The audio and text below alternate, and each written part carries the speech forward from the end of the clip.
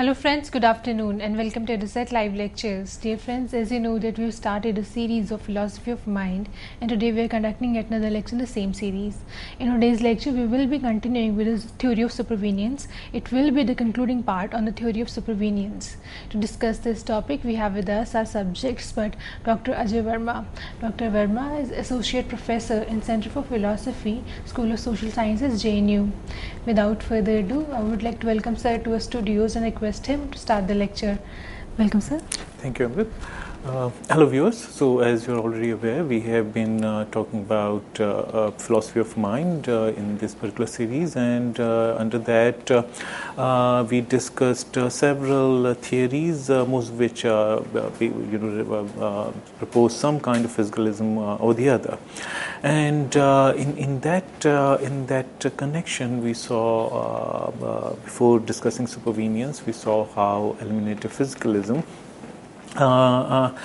comes along with the radical proposal that we should completely do away with any talk of mental states altogether. But we saw that such kind of reductionism, involves, proverbial throwing the baby along with the bathwater. So it for several reasons, for several arguments that we have discussed in some of our earlier lectures, this theories, this particular theory, that is eliminative physicalism, was considered deficient on several counts. Therefore, another proposal that came up, which seem to solve and avoid several problems that early theories faced, including especially eliminative physicalism. This proposal was supervenience theory in philosophy of mind. Supervenience theory seems to satisfy two needs philosophers thought were required for a plausible theory of mind. The first need was for a non-reductive theory, because supervenience denies that supervenient properties can be reduced to base properties. It seemed to fit the bill admirably. The second need was to express a form of physicalism despite the denial of reduction. Some philosophers began to think that the best way to achieve this was not by denying the existence of non-physical states, but by claiming that the mental depends on the physical. So the point here is, and the content of this slide is borrowed again from Neil Campbell. So the main reason why supervenience theory seems to have an edge over eliminative physicalism is that it does not seem to involve the kind of reductionism that we find in some of the other theories, for that matter. Not only in eliminative physicalism, for that matter, even to a certain degree in behaviorism, where even though we don't discard the notion of mental states altogether as proposed in eliminative physicalism, but nevertheless, it was believed that behavior is tantamount to mental states. So mental states, for all practical purposes, could be in a certain way, seen as viewed as tantamount to our behavior, to our physical conditions. So most of the earlier theories depended upon some kind of reductionism, and supervenience theory does not rely upon reductionism, but at the same time keeps the physicalism alive. Supervenience, though, falls short of the more robust forms of physicalism, such as eliminative materialism or the identity theory, but remains a form of materialism because it claims that the physical facts in the world determine all the facts, including all the mental facts.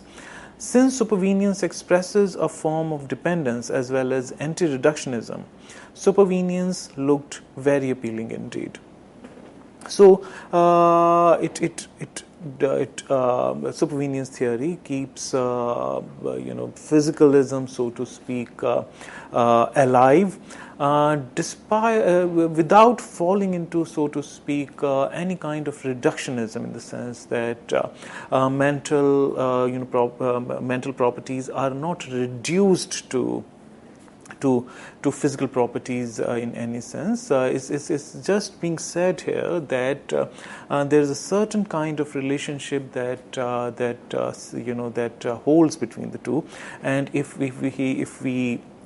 we could understand the nature of that relationship, which according to supervenient theorists is the relationship of supervenience. So if we understand this relationship well, then in a certain way we have solved the mystery about the relationship between mind and body.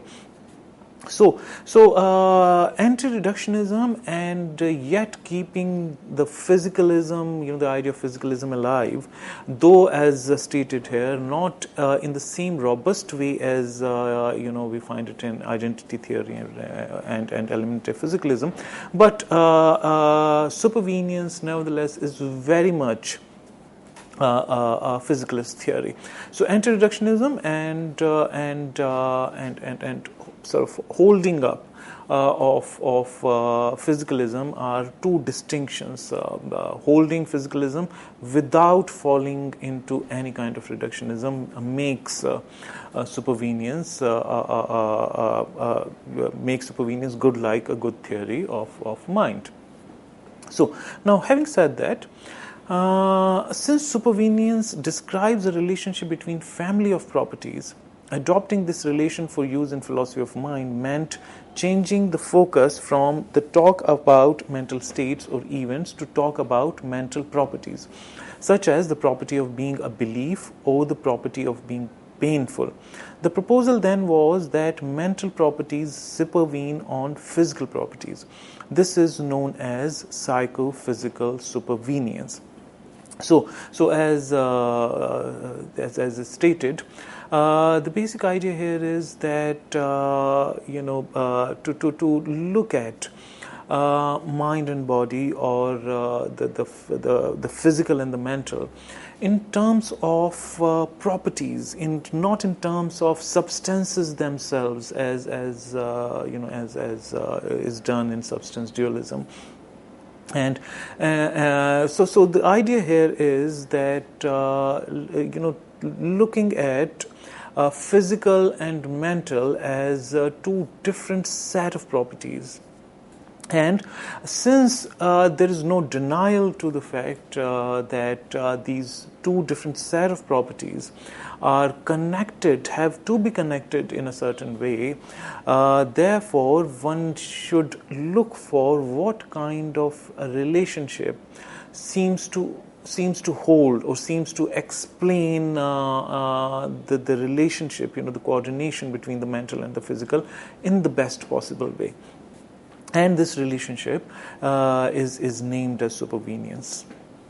So where, as I stated earlier in our last lecture, all we're saying is that a certain set of physical properties result in a certain kind of mental properties, and the way of framing it in vocabulary of supervenience theory is that we would say that mental properties supervene on the physical properties. Now, another important idea that we find in supervenience theory is that there could be two different types of supervenience, namely strong and weak psychophysical supervenience. So in the case of psychophysical supervenience, thinkers proposed that if two individuals or two worlds have all the same physical properties, then they must have the same mental properties. The word must appears in these formulations of the consistency requirement. depending on how we understand this word, we can have two versions of supervenience. So as we learnt earlier, the idea is that that the mental properties are supposed to supervene on physical properties. So the idea here is that if physical properties are same, just as we saw in the realm of ethics and in the domain of aesthetics, if the physical properties are all same, then we would not be able to say that, we wouldn't have any reason to say that that the properties that are arising from them would be different. But since we say that if the physical properties are same, then they must result in same set of mental properties. Then the way we interpret it as strong or weak supervenience would depend upon how we interpret this relationship of necessity here. This how we understand the word must in this sentence. So, on one reading of the word must, all that is intended in the claim that individuals with the same physical properties must have the same mental properties is the idea that it just so happens that physical indiscernibility is always accompanied by mental indiscernibility, but that it does not have to be that way. In this case, the relationship between mental and physical properties is contingent. So, most of us would already know the difference between contingencies and necessity. So, whenever we say that the relationship, of necessity holds between two things, that means that's a different kind of claim, and then we would learn, we would see shortly how it's different from the contingency claim. A contingency claim basically involve some kind of a weak necessity, so to speak, where we say that for due to some probably environmental factors, due to some intervening factors, maybe. It so happens that certain things result in certain other things. So, but it all depends. It's all contingent upon certain other factors. Whereas when we think that this relationship is not that of contingency but of necessity, then so the other stronger reading of must, that would involve a stronger reading of must. So the other stronger reading of must claims that physical indiscernibility has to be accompanied by mental indiscernibility. In this case, the relationship between mental and physical property is not contingent but is necessary. For example, let's try and imagine a world in which you are an artist, and imagine a world where triangle has four sides. The latter claim has to be false. Sorry, not true. Has to be false in all possible worlds, whereas the former claim is merely contingent, and is true only of some possible worlds. So, the relationship of necessity would hold, in a different way, as we also know the difference between analytic propositions and synthetic propositions. So, analytic propositions are true in virtue of the meaning of the word. So when we say that a relationship of necessity holds between two entities, then what we are saying is that under whatever circumstances this relationship would hold, even though all the other factors change, they wouldn't have any bearing upon this relationship of necessity. So in the example that we want to look at, if I want to imagine myself as an artist, it may not be true, of this world, but nevertheless, it remains a possibility. It could be true in some possible world. So there is no kind of a contradiction involved when I want to imagine myself as an artist. So it could have been very much possible. It is possible in some possible world. Whereas if somebody wants us to imagine a triangle which is four-sided, that's not possible in any world. So in any world, the statement that triangle has three sides, that statement would be true in all possible worlds. So even if we imagine a triangular shape on moon, we cannot say that, well, maybe on moon triangle looks like as if it had four sides. Triangle has three sides. And this is something that cannot be denied, which would always be true, come what may. Whereas other propositions like somebody being an artist, even if it's not possible, not true in this world, it could be true in some world. So that's the difference between the relationship of contingency and necessity. So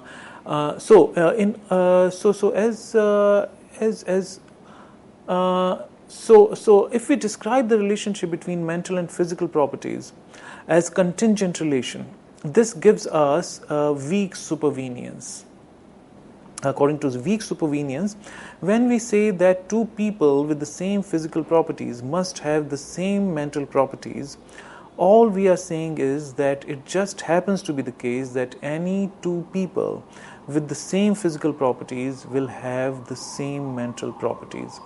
So in weak supervenience, just as we saw that what contingency means. So in weak supervenience, we believe that the relationship between the mental and the physical is that of contingency. So it's a kind of a contingent relationship. So two people having same physical mental makeup happen to have the same mental makeup as well, but that is because of contingent factors. It may not have been that way, or if you want to imagine it otherwise, no contradiction seems to be involved. So here we believe that the relationship of supervenience between mental and the physical is not that strong, and therefore this is the reason why it's called weak supervenience. So, for example, if you want to understand it through an example, if Raman had a physical twin in this world, someone with all the same physical properties as Raman, and this is not to be confused with a birth twin, they would both have the same mental states. However, if Raman had a twin in some other possible world, that twin could have entirely different mental properties, or perhaps no mental properties at all. Perhaps Raman's twin is a zombie in every possible world but this one. So here, the idea is, as we are already aware, the idea of other possible worlds, is entertained to ascertain what kind of relationship holds between the two entities. So the idea here is that if on this planet, Earth, if Raman has a twin, identical in philosophy of mind basically would mean with exactly the same brain structure, exactly the same neurons. exactly the same kind of brain state. So would have rather may have the same kind, exactly the same mental properties. But then in other possible world, the same his Raman's twin may have different properties, and we don't want to look at it as a contradiction.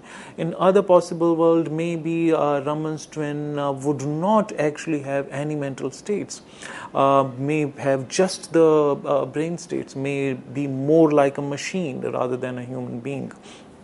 So that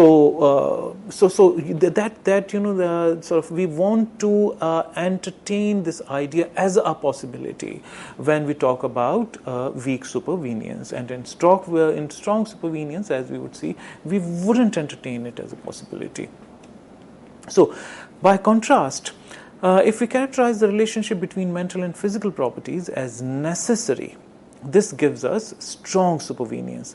According to strong supervenience, it is impossible for two people with the same physical properties to have different mental properties. Thus, if mental properties strongly supervene on physical properties, then provided that Raman and his twin are physically identical in every world, they will have the same mental properties in every possible world. So, as stated earlier, the idea of supervenience is that we don't want to entertain the possibility here that Raman, in this example, could have a twin somewhere else in some other part of the universe, and could have other set of mental properties. So the idea here is, if the relationship of supervenience holds in such a way between two set of properties, that come what may, all the other factors, even if they change, the relationship still holds. Like we saw in the idea of sides of a triangle. If triangles have three sides in all the possible worlds, then that means the three-sidedness and the idea of triangle has some kind of a necessary relationship between the two. There's some kind of necessary relationship between the two. We cannot imagine in anywhere in the universe an idea of a triangle which is not three-sided. So similarly, in this example, if Raman has a twin with exactly the same brain structure, with exactly the same set of neurons arranged together in same brain states, then come what may, it could be any part of the universe. We want to hold that if the brain structure, the physical structure is exactly the same, then the mental structure resulting therefrom would also be exactly the same. It could not vary. So, or it would co-vary across the spectrum. Somebody may be wherever. So, if there is slight change here on Earth, and certain changes are noticed in the mental properties, then the same would happen anywhere else in the universe. If same changes occur anywhere else in the universe, the same changes would occur in the mental counterpart. So this is how we want to interpret the relationship of supervenience between the physical and mental in a strong way. So this is the way we understand. We understand the idea of weak and strong supervenience. And now, the reason why we are discussing, different ways in which this relationship of supervenience could be interpreted, namely as weak and strong, is because it may seem to us that weak idea of supervenience, where we just want to say that contingently it so happens that certain contingent upon certain factors. It so happens that a certain set of physical properties result in certain set of mental properties. This seems, so to speak, this seems to result in certain kind of problems for the idea of relationship that is proposed to be there by Donald Davidson between the physical and the mental. So this is important from the point of view of certain criticisms that came up later on regarding the idea of supervenience. So as we saw, that even though the supervenience theory of mind seems to have an edge over some of the earlier theories, including some kind of strong physicalist theories like identity theory, like eliminative physicalism. And so it seems to solve certain issues that these other two theories are not able to avoid. Nevertheless, supervenience does not seem to be completely foolproof and doesn't seem to be, doesn't seem to come across as a kind of final conclusion regarding the relationship between mind and body, or between the physical and the mental, or between the brain and the mind. Now, one of the important critics, or one of the important criticisms against supervenience comes to us from a philosopher named Jaegwon Kim. So Jaegwon Kim has leveled several extremely powerful arguments designed to undermine the claim that psychophysical supervenience expresses the dependence of the mental on the physical. As we saw, according to weak supervenience, there are other possible worlds in which you may have physical duplicates that lack mental properties altogether. They have the same degree of consciousness as rocks do in this world. So as we just saw that if we interpret the idea of supervenience as a relationship between the physical and the mental, and we interpret this relationship of supervenience in the weak way, as weak supervenience, then, as we just saw, that that would involve that would involve an idea that some person, say for example Raman, may have a twin in terms of having exactly the same brain states somewhere else in the world, or rather somewhere else in the universe, and could have different set of mental properties. So we would look at it as a possibility. It could be possible in some other world. So in some possible world. So as stated earlier, this would also mean that in some possible world, Raman's twin could be just a zombie. Maybe somebody might somewhere the technology might have advanced so much that exact brain state that Raman has could be recreated in some way, and but in that case, it's more probable for us to believe that it would be rather a machine. Therefore, it will be more of a zombie. And machines, since don't have mental states, therefore it will be more of a zombie. It will be almost like a purely physical thing. So therefore, weak supervening idea of supervenience seems to somewhere not hold the idea proposed in supervenience that supervenient properties depend on base properties. That idea somewhere the idea of physicalism seems to get diluted, and it could it seems to get so much diluted that the idea that we want to capture between the how mind and body are related seems to fall apart. So what we see, the problem with weak supervenience is that what we see with weak supervenience then is that the connection between mental properties and physical properties is so weak that mental properties can vary without any corresponding variation in physical properties.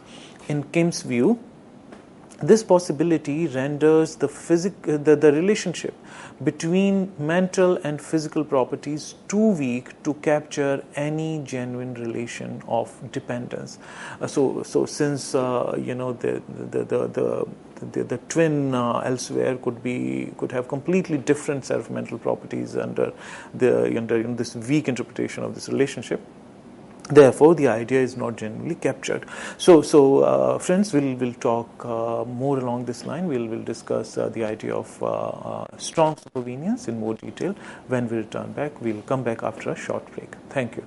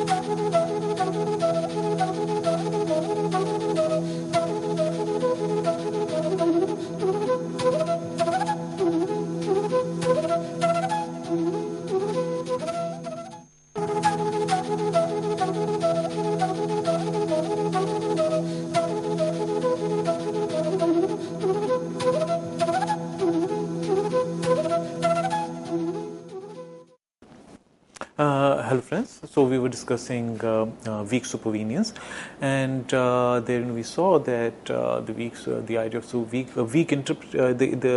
interpreting the idea of supervenience in weak way results in certain problems. So now, to understand this idea better, let's look at how supervenience holds in aesthetics. Maybe we would have a better idea regarding what exactly we mean by weak supervenience.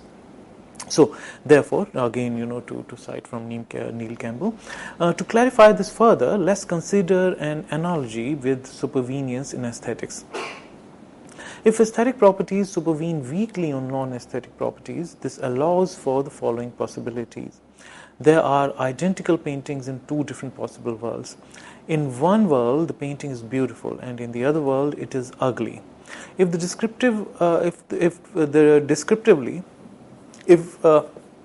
descriptively same painting can be both ugly and beautiful, then it seems that its aesthetic properties cannot be determined by its descriptive or non-aesthetic properties. So if we hold that, we know that in the realm of aesthetics, the idea is that if two paintings are descriptively completely alike, meaning that there are exact same contours, exact same dimensions, exact same use of color, exact same scene depicted in both the paintings, then it cannot be true that in one world it could be beautiful, in the other world it could be ugly under strong supervenience. But in weak supervenience, we would allow this possibility that in this world, one particular painting with a certain set of descriptive properties, people might find that beautiful, but the same painting, meaning the same copy of the painting with the same colors, exactly the same thing, in some other world may not be viewed as something as something beautiful. It may rather be considered as something ugly. So this is how the idea of weak supervenience would operate in the realm of aesthetics. And here's why. How do we explain why one painting is beautiful and the other identical painting is ugly? Since the paintings are descriptively identical, we can't explain the aesthetic difference by appealing to non-aesthetic differences, such as the colors or brush strokes on the canvas. The only other option is that there must be some third factor aside from the non-aesthetic properties of the painting that explains this difference in evaluative properties. So the problem here with the weak supervenience would be, if we try to understand it with the example aesthetics, we cannot say if the two paintings are identical. We cannot say that one of them is ugly and one of them is ugly. One of them is beautiful and the other is ugly, even despite the fact that they are identical in all descriptive respects. Is because if we call, if the relationship of supervenience holds between the descriptive properties and aesthetic properties, then in order for one of them to count as beautiful and the other is as ugly, there has to be third factor to account for the ugliness of one painting and the beautifulness of the other. And if we assume this third factor, which has to be there, otherwise, supervenience wouldn't really hold between the two. But in weak supervenience, we want to hold, this as a possibility. But if we do that, then the problem that arises is that it is not possible to hold weak supervenience, because in that case supervenience in that case to hold that supervenience holds between these two properties would be almost impossible, because then we'll have to bring into picture some third factor which makes one painting ugly and the other beautiful despite their physically being the same. So if a third factor is required to explain why one painting is beautiful and the other is ugly, the aesthetic properties of the painting must be so determined by the third factor. So that would mean that physical is not the sole determinant of the mental. So that would mean the supervenience does not strictly hold between the physical and the mental, or in the realm of aesthetics, between the descriptive properties and the aesthetic properties, because a third factor has to be imagined. But if this is so, meaning if the third factor is involved, the aesthetic properties of the paintings do not depend on their non-aesthetic properties in the strict sense. They depend on the third factor too. Aesthetic conventions of some sort, maybe. Weak supervenience therefore expresses a relationship between aesthetic and non-aesthetic properties, but we now have reason to believe the former do not depend on the later. So one of the three conditions, namely that of dependence, is given up here. In this case, weak supervenience doesn't express a form of dependence at all. So as we saw in the in the last lecture, that there have to be three conditions in which the condition of dependence is also one of them. So in weak supervenience, somewhere the strict dependence of mental upon the physical seems to be given up, because if we look at the physical descriptions being same and yet mental descriptions varying, that would mean that it's possible only if there is third factor getting involved, and if we want to bring into the picture any third factor, that would mean a strict dependence of one on the other is given up. So that that somewhere challenges the basic notion of supervenience, which involves the idea of dependence and the idea of covariance. These two ideas, being defining ideas of supervenience.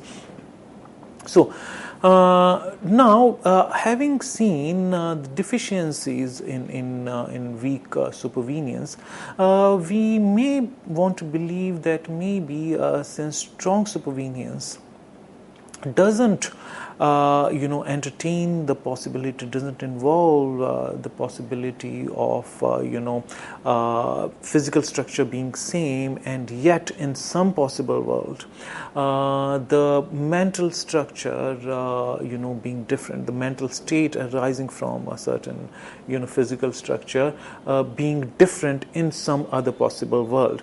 So that possibility, since is not taken into consideration at all in the idea of strong supervenience, one may believe that strong supervenience after all gives us a solution, to the kind of relationship that we were looking for between brain and mind, or between mind and body, and so on. But Jaegwon Kim suggests to us that even strong supervenience comes along with its own set of issues, and if we are able to point out deficiencies in both the interpretations of supervenience, whether in its weak form or in its strong form, then it is a serious challenge for supervenience. So now we'll look at how Kim challenges the idea of strong supervenience as well. So let me read again from Neil Campbell. Because strong supervenience employs a stronger form of necessity than weak supervenience, one might think that it does not fall prey to the same objection as weak supervenience. However, Kim argues that it succumbs to similar problems. Strong supervenience tells us only that there is a relationship between mental properties and physical properties, such that any two individuals with the same physical properties will have the same mental properties in all possible world. Thus, the idea here is that if there is some mental variation or difference between you and your twin, in some other possible world, there must be corresponding physical difference between you and the twin. To say this is simply to say that mental and physical properties covary. Change in one family of properties are always accompanied by changes in the other family of properties. The difficulty with this is that mere covariance between two families of properties does not necessarily imply that one family of properties depends on the other. This is because there are three possible ways of explaining why these properties covary. So here the idea is, Kim first of all wants us to understand what exactly is involved in the idea of strong supervenience. So the idea of strong supervenience is that the relationship between the mental and the physical is so strong that in all possible world it has to hold. So the idea, the word must in the definition is interpreted as the idea of necessity, as has to. It has to be like this. So the idea here is, if there is any change in the physical anywhere in the in all possible worlds, it would involve the same kind of corresponding change in the mental states. So there is a strict relationship of necessity between the physical and the mental, and if the one changes, then there is a corresponding same change in the other as well, across all the possible world. Now, according to Kim, when we interpret strong supervenience in this way, all we are saying is that mental properties co-vary along with the physical properties, namely that if there is a change in physical properties anywhere, then there is a characteristic, there is the same characteristic change in the mental as well, all across the spectrum, anywhere in the universe. So these true properties, that is mental and the physical, co-vary. They vary with each other in the same way all across the spectrum. So this is all we are saying. Now Kim points out that it does not really, even in a strong sense, it does not capture the kind of idea where that supervenience theory wants to actually capture as the relationship between the physical and the mental. Because there are three ways in which the idea of covariance, to which the idea of necessity could be reduced to, could be explained. So first of all, necessity basically means amounts to basically the idea of covariance, and covariance between the physical and mental could be explained in three possible ways. Now, what are these three possible ways? Let's look at that. So the first reason mental and physical properties co-vary could be that mental properties depend on physical properties, as physicalists maintain. That is, if mental properties actually depend on physical properties, that would explain why changes in one are always accompanied by changes in the other. If mental properties depend on physical properties, they would have to change along with the changes in the physical properties on which they depend. So first idea is pretty simple to understand. Here, we want to believe that there is some kind of strict dependence, between the physical and the mental. So if there is any change, since the mental properties depend on the physical properties, therefore, if there is any change in the physical properties, then there is of necessity a corresponding change in the mental properties as well. So this, if this is how we want to interpret the idea of strong supervenience, then probably there does not seem to be much of an issue here, because here we want to believe that mental properties actually, as a matter of fact, depend on the physical properties, and will explain why changes in the one are always accompanied by the changes in the other. But the point here is that if this were the only way strong supervenience, which involves the idea of necessity, and which basically means the idea of covariance, if this interpretation is the only way to explain it, then there would not be any serious threat posed before supervenience theory. But what Kim points out is that there are two equally good other explanations to understand, to explain the idea of covariance. Covariance could also be there not only because of this reason, in which case it would have been okay.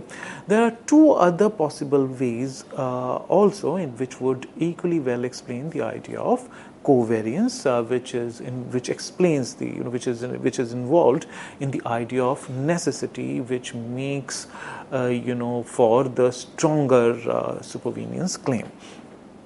So now, looking at the second explanation is that physical properties depend on mental properties. Again, if physical properties depend on mental properties, this also explains why changes in mental properties are always accompanied by changes in the physical properties. This, of course, is precisely the opposite of what physicalists want, because it gives the mental priority over the physical. Physicalists want that mental facts to be determined by physical facts, not to determine physical facts. If this is the reason why mental properties supervene on physical properties, supervenience certainly can't be regarded as a form of physicalism, and so falls short of capturing the ideas as it was supposed to. So, idea of covariance, could also be explained. It could, not only be explained from the side of the physical, alone. It could mean that even if there is some kind of a change in the mental, it would involve some kind of change in the physical as well. So if we take, if we hold the idea of covariance very strictly, that would mean that not only if there is a change in the physical, there will be a corresponding change in the mental, but vice versa as well, if this relationship has to be strictly necessary, which would mean that if there is a change in the mental, if there is a supposed change in the realm of the mental, then there has to be, there wouldn't be any other way of explaining it apart from some kind of covariance in the realm of the physical as well, in the realm of the brain as well.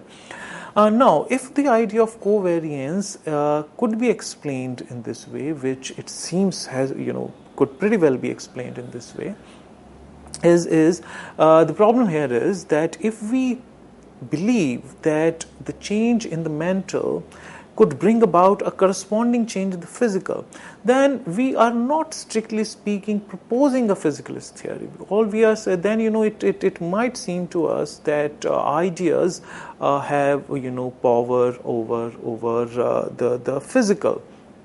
So, physicalist, from the point of view of physicalism, this is not precisely what we are looking for, because physicalists want mental facts to be determined by physical facts, not to determine physical facts. Mental states on physicalist account are determined by physical states, not vice versa.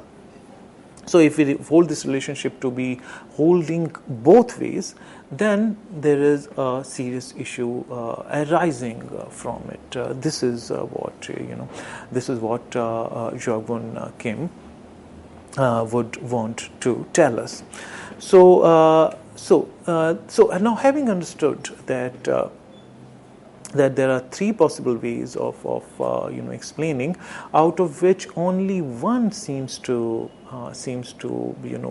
go along well with the idea of strong supervenience. Now let's look at the third one.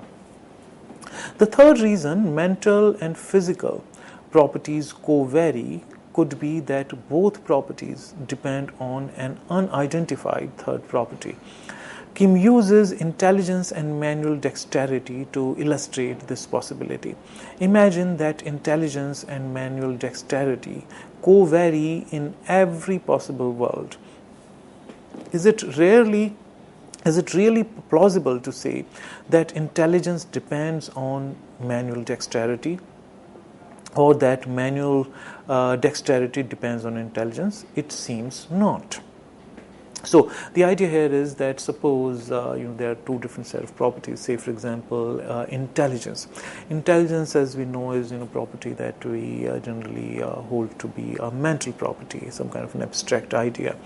Whereas manual dexterity, meaning being able to do something very well, some kind of a manual task, being expert in that kind of dexterity. So if you are able to do a job well, you are supposed to be intelligent. So these two properties, which are two different kind of properties, one of them is physical and the other is not, suppose co-vary in all possible world. So in any possible world, if you do the job well, you're supposed to be intelligent. If you have the property of intelligence, anywhere in any possible world, you will do your job well. So now these two properties could have the relationship of covariance in all possible world. But the problem, as Kim points out, is that both these properties could be dependent on a third factor, which is which explains both these properties together.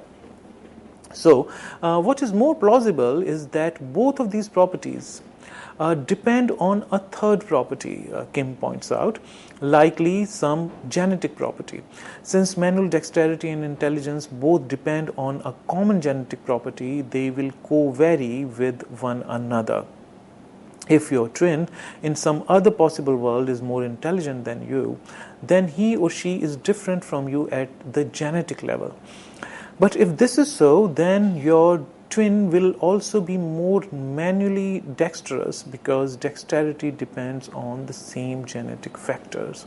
So the idea, as I just tried to explain, is that the covariance could, just like in weak supervenience, we saw that there could be a third factor. We'll have to imagine a third factor. If we want to imagine that the idea of covariation does not hold strictly, then it could only be explained through some third external factor. But here, the idea in strong supervenience is even if this notion of covariance, the factor of covariance holds across the universe, even then, a third factor externally could explain that covariance. If there is no covariance, then of course, of necessity, we'll have to assume a third factor. But here, even if the covariance is there, like in strong supervenience, both the properties could be coeval, could converge somewhere in the third factor, which could account for both the properties and therefore could explain the covariance of in both the properties, like genetic. There could be certain genetic features because of which somebody could be intelligent, and therefore being intelligent, that genetic feature would also be reflected in the physical. So genetics could, some genetic factor could account for the somebody being intelligent, and also somebody being manually dexterous. So this is why there could be a third way also, apart from the other two, to explain the idea of strong supervenience. So therefore, even the idea of strong supervenience in theory of mind does not seem to carry us across all the way down. It seems to have its own set of issues, as Jaegwon Kim points out to us. So therefore, again, to read from, to take a passage from the same work by Neil Campbell, we see differences in intelligence varying along with differences in manual dexterity in the example that we were taking into consideration, but not because one depends on the other. The lesson here for strong psychophysical supervenience is that the covariance between mental and physical properties might be due to an unidentified third family of properties, in which case the fact that mental properties strongly supervene on physical properties is no guarantee that mental properties depend on physical properties. So therefore, in the idea of dependence, which is an ineluctable part of the idea of supervenience, would be given up, in alternative explanations, which seem to, equally well explain the idea of even strong supervenience. So, therefore, the conclusion here is, from as pointed out by Kim, the challenge for philosophers is that strong supervenience itself does not tell us which of these three possible explanations is correct. So strong supervenience has to commit itself to only one explanation, which that theory doesn't seem to do. Each one is consistent with strong psychophysical supervenience, and yet only one of these possibilities constitutes a form of physicalism. Because of the way supervenience has been understood and formulated, it clearly falls well short of the goals philosophers originally had for it. Supervenience was supposed to express a special kind of dependence of the mental on the physical, but once the relation was given a specific form, namely weak or strong supervenience, it fell well short of philosophers' expectations. So, supervenience at the at the end of the day tells us only that mental properties co-vary with physical properties. It does not explain why the covariance happens. So the idea of necessity, only involves the idea of covariance. It doesn't tell us why it happens. So which comes along with three possibilities. To explain that would be to solve the mind-body problem. This is why many critics of supervenience claim that it is not, despite initial hopes to the contrary, a solution to the mind-body problem, but is rather an expression of the problem itself.